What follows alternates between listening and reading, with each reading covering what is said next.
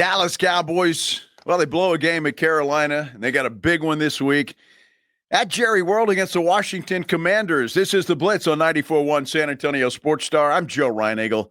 He's Jason Minix. Let's talk some Cowboys football with our good friend R.J. Ochoa from bloggingtheboys.com on the Buyers Barricades guest line. Frustration is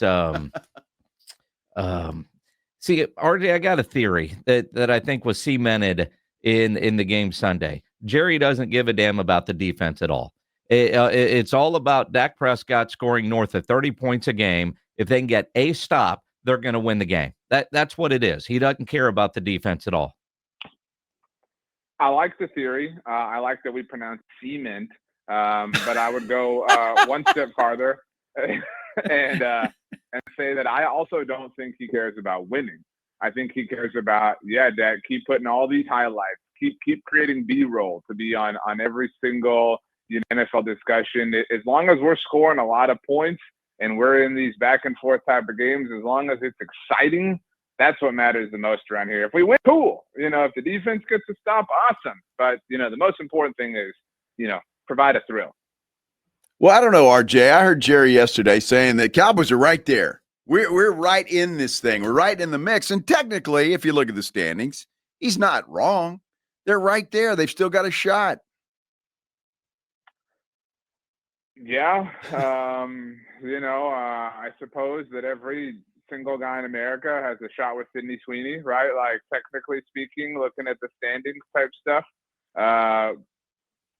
Look, and they have 2 wins through their first 6 games, and the tie makes this wonky. I understand that. But in all of Dallas Cowboys franchise history, there are 14 teams who had 2 or fewer wins through the first 6 games of their respective seasons. One of them did have a tie, and none of the 14 made the playoffs. Now, the division looks gettable, but that's what's frustrating. The frustrating thing is, like, dude, you quit hanging on or quit hanging around for the division to be gettable. Just go take it. Just go be the badass. Just go, do everything that you're supposed to do. You should be killing these fools. Like, really should. You have a quarterback playing the position at the highest possible level right now, and he's out there, like Aragorn with the 4 hobbits from Lord of the Rings, and just really has no chance against all of Mordor's finest warriors. I know you guys fully understood that. I have no clue what you're talking about. No, whatsoever. None. Somehow James Pledger can't stand up right now because of those references, and I'm sure there are some people out there like that. I'm not one of them. But I get what you're saying. And what's really more frustrating as a Cowboy fan is now they've got 2 losses to teams that you thought at the beginning of the year were going to be wins. Yeah, I think we all, perform the practice of, putting games into 3 different categories. There's the easy wins, there's the probable losses, and then there's the ones you got to steal. And you obviously, depending on how many are in each category, sometimes that probably got to steal is you're hoping to go 500 at best. But now you're definitely going to have to steal one of these games against the Chiefs, against the Lions, against the Chargers, against the Vikings if they figure things out.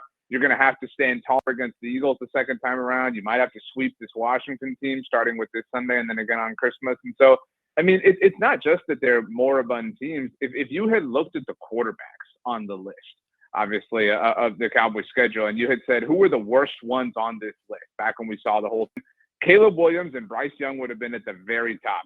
And they not only lost to them, but they got absolutely worked. They're getting dominated. They're getting made to be a fool by some of the quarterbacks in the NFL who people think are mid at best.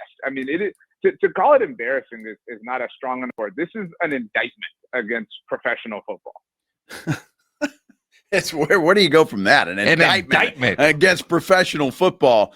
The good news is there's a quarterback coming into Jerry World this week who's pretty good.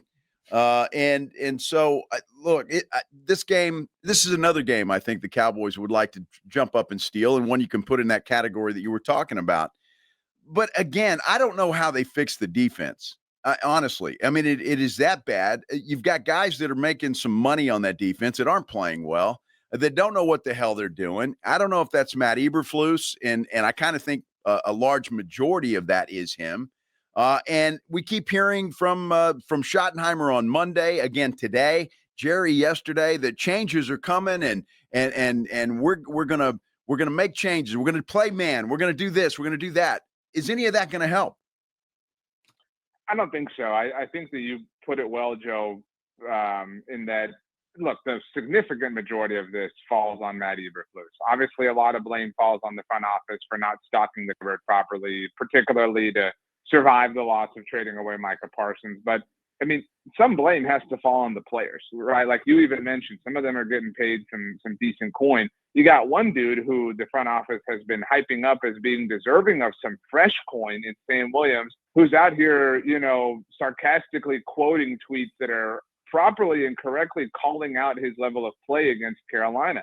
So, I mean, I don't put a lot of stock into when people say like, oh, the Cowboys are 53 brands or whatever. And maybe I'm just getting old now.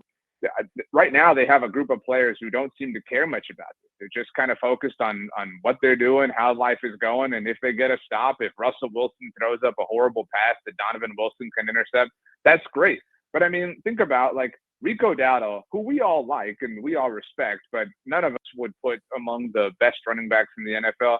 This man called them out publicly and then dragged it all over them. I mean, and they didn't even seem bothered by it. Like they weren't even mad that he did it. They were just like, okay, that's cool. You got one on us. I mean, Carolina took the ball with 6 minutes and 7 seconds left in the game and never gave it up. The Carolina Panthers, I mean, my word, the Westlaco Panthers could probably do that against these guys right now. I mean, it is embarrassing how little pride they have in what they're going on. And some of that is Eberflus, but I would say that disposition starts at the very top. It does. And you're right. The good news is Rico's done that 2 weeks in a row, not just against the Cowboys, right? Well, the other team was Miami. It doesn't matter. I mean, they're professional football players. All of it. And I look at linebacker play. Like I saw a deal yesterday that kind of went back to the Amari Cooper trade a couple of years ago when Jerry made that move, the Cowboys went on this great run. And the question is one of those Facebook things, what player defensively could they trade to get on a run like that? There's not one, right? I mean, not one player that you could add to this defense right now would make that significant of a difference. I'll put it this way, Jason. If you, if you had to buy a jersey of a player on defense, whose is it? None. I mean, like you know what I mean? Like if you had a friend and like you've had this happen a lot, right? And they're like, hey, Jason, I got to get my kid a jersey, or you're going to a birthday party and they're a Cowboy fan, whatever. And you go to the store, they say, we only have defensive players, right? It's kind of like in Turbo Man when all they have is booster available. I mean, like Trayvon Diggs. In fact, I think the one you're buying is probably DeMarvion Overshown. Bingo. He's not even playing. Yeah. Like, so that the fact that like the best dude on the team is not. And look, I'm rooting like hell for DeMarvion Overshown. Actually, I'd buy a Hooker jersey just because. Well, I mean, to each their own. But I mean, so I'm rooting at least have for some DeMarvion fun. Overshown. But like the entire hope of this defense is resting on a guy who's trying to come back quickly from a torn MCL, ACL, and PCL. Like it's absurd to count on this man this much.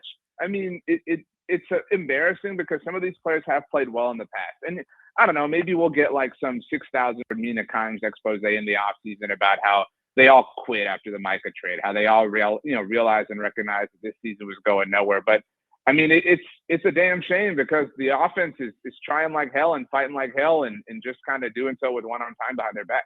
So just so I'm clear, and my feelings about Micah Parsons leaving, I don't let the door hit you in the ass on the way out. I don't know your question, Joe, but I know I'm going to agree with you. Well, you probably even if Micah Parsons was on this defense, they would still not be that good. I completely agree with you, but that goes to the Overshown point, right? Because if they had paid Micah, what would they have said in situations like this? Jerry would be on the fan saying like, well, hey, the way. How many times has Jerry told us that Dak Prescott is the highest paid player in the NFL? Every time he talks about him. And they would be putting all of that blame on Micah. They would be saying, we paid him all. And some of that argument is fair, right? Like when you pay a guy a lot of money, you expect him to play very well. This is the ultimate team game. And so I find that argument to be hilarious. That Jerry and Steven will be like, yeah, well, I mean, we would still suck with Micah on this team. Like, they effectively tell you guys that and tell the fans that and tell everybody that. Who was in charge of that? You know, who built the team even with Micah, you know, in mind the way that they did. So this idea that, you know, they deserve some grace because they would suck even if Micah was there is foolish in my mind. They have no semblance of a plan. And that's why the worst possible thing they could do, I know we're getting close to this time of year, is have some sort of cope trade, some sort of mirage trade, another Jonathan Mingo to try to, you know, instill some sense of excitement right now because they're going nowhere. They will probably win somewhere between 7 and 9 games before this thing is over because the offense is that good. But you would just be, you know, contaminating and damaging the future, continually robbing Peter to pay Paul by making a trade for this season. RJ Ochoa from bloggingtheboys.com with us here on the Blitz on 94.1 San Antonio Sports Star. A serious question because I don't truly know the answer. Maybe you do. Was Eberflus a Schottenheimer hire or a Jerry hire disguised as Schotty hiring him for his staff? I can't verify that, to be clear, just to say that at the beginning, but I think it was more of your second, you know, phrasing, but not even disguised. You know, Matt Eberflus is very close with the Jones family. Yep. I wrote about this on Sunday. He was on Ed Werder and Matt Mosley's podcast after being hired, and he was asked, you know, why did you come back to the Cowboys? Ed Werder either, you know, knows this or was being kind and said that Matt had other offers. And Matt said, well, first of all, the Jones family, and talked about his respect for the Joneses, cool, whatever. He said, I didn't even know who the head coach was going to be. You know, he said everyone was interviewing everyone at that time. So, I mean, like, they've done this to everyone. They did this to McCarthy, right? Like, well, sure. And my question, though, is once you kind of figure out what the answer there is, because I know other staff positions, other people in the building, and Schottenheimer have talked about how thorough he was in the interview process and putting together a staff. Now, as head coach, how much authority does he have over Eberflus to try to force some of the changes we keep hearing about yet not seeing on Sundays? Probably not a ton. I mean, because this is, you know, this is Jason Witten leaving the Monday Night Booth to come back to play. How much authority do you have over somebody like that in the building, right? When they have the year of ownership, not just any ownership, but the most powerful in the NFL.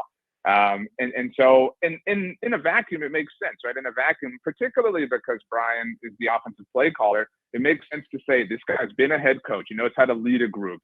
Let me just kind of like Dan Quinn, have him be the head coach of the defense. But that is sound logic and theory. And I was very high on the Matt Eberflus thing. Even I looked like crazy on Sunday to find it, but I can swear that I heard somebody say on the fan that Eberflus would have been the DC even if Kellen Moore had gotten the job, which would corroborate the idea again that it was a Jones hire. But and what's going to happen is we're going to get that story in the offseason when they fire Matt Eberflus, and Brian's going to get to hire his guy.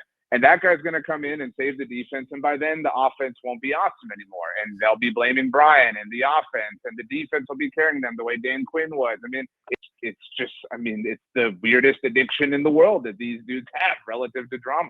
Okay, RJ, I can't speak for you because I don't know how you felt. But every Cowboy fan that listens to this program applauded, stood up and cheered when Matt Eberflus was hired as the defensive coordinator. So, I mean, everybody was thrilled with that hire. So the fact that it's not working out thus far and, you know, we want to blame Jerry or Schotty or whomever, Cowboy fans loved it when Eberflus was hired as DC. I think multiple can be true, and I'll speak for only myself, not every listener of this show, although I love each of them dearly. I was hired, and I stand by that because he was very reliable on the Cowboys staff when he was their linebackers coach and effectively their defensive coordinator, a title they would not give him because they insisted on Rod Marinelli holding it in some sort of ghost title sense. So I was very excited about that. An entirely separate thing is that the man is insistent on running a defense that is not working. He has shown no willingness to adapt. It isn't a matter of, man, he sucks and I knew this all along. It's a matter of, dude, we believed in you and you're kind of upsetting us because you're not willing to change. Some other additional context is that he had his best player traded away from him a week before the season began. That's some grace that we should give him. But additional context is that one of the staffers who Brian Schottenheimer was able to go pick and choose on his own, Clayton Adams, an offensive coordinator, and Connor Riley, an offensive line coach, they have made lemonade. They have had injuries. They have dealt with absences in a way that Matt Eberflus hasn't. And why? How have they been able to do that? It's because they're malleable enough to say, okay, we want to try this, but our scheme plan, it isn't going to work right now with the talent we have. Let's coach to the talent. And that's something that Matt is right now too stubborn to do. And that's why people are criticizing. Well, I agree with that completely. Yep. And I watch the games, and it's just like the same defense Amen. rolling out there every single time, even though it's not successful. So on that, RJ, we agree. Well, I'm happy to hear that. I've always known you to be a bright and charming and handsome man, Joe. So I'm glad to see all three of those qualities are on display today. Well, thank you, RJ. 3.5 years. 3.5 years, and I think we finally have an agreement between you two. It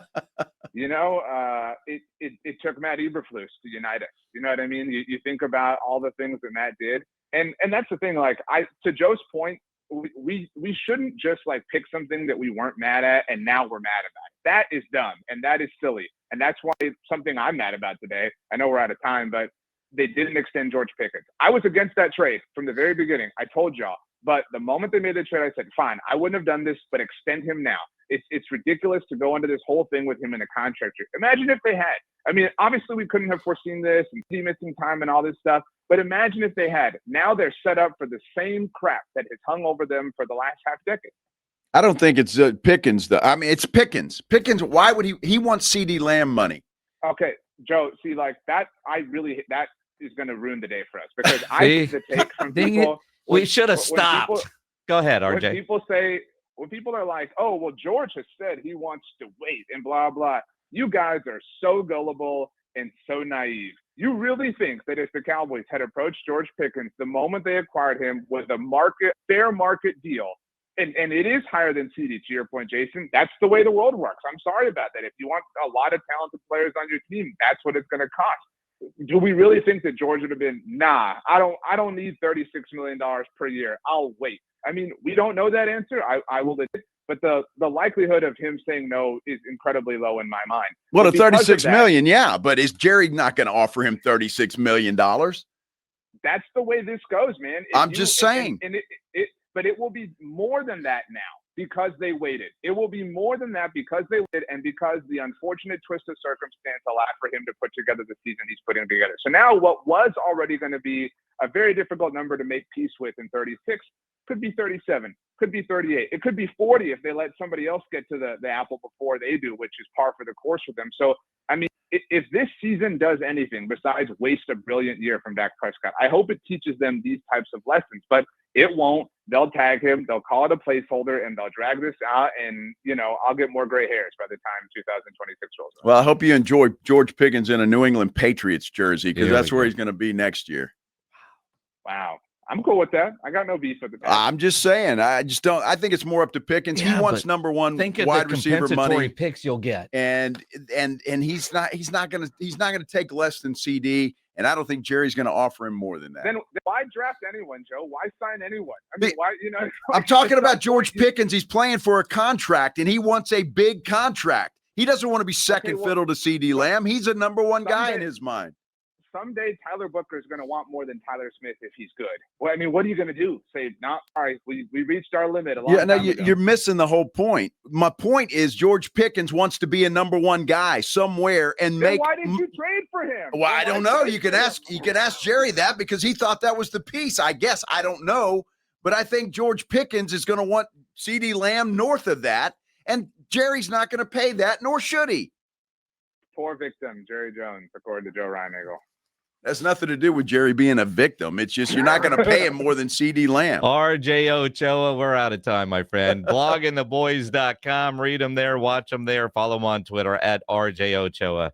Appreciate it, man. Take the blood pressure medicine. You'll be good. See ya. All right. RJ Ochoa on the Buyers Barricades guest line, where they provide traffic control, rental, and sales for San Antonio and beyond online at buyersbarricades.com.